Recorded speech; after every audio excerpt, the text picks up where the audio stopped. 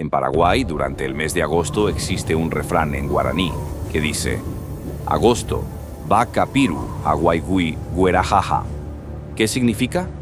Vaca piru, literalmente vacas flacas. Guaigú, guerajaja.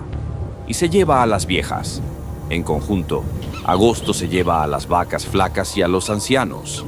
Este dicho refleja la creencia popular de que agosto es un mes difícil, tradicionalmente asociado con un incremento en enfermedades respiratorias, fríos intensos y otras molestias que afectan especialmente a personas mayores o menos saludables.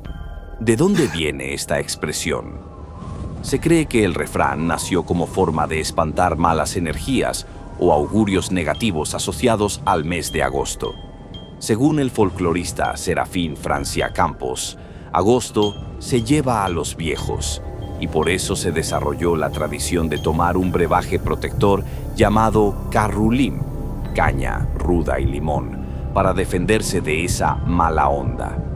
El carrulim es una bebida ritual hecha con caña de alcohol, ruda y limón. Su consumo es popular en Paraguay el 1 de agosto, como una forma de protección simbólica ante los peligros del mes. Es común tomar 7 tragos como rito para alejar Pi-a-Raku, energía mala, del resto del año. La frase agosto vaca piru y guaigú guerajaja proviene del guaraní y hace referencia a que agosto es percibido como un mes difícil que se lleva a los más vulnerables.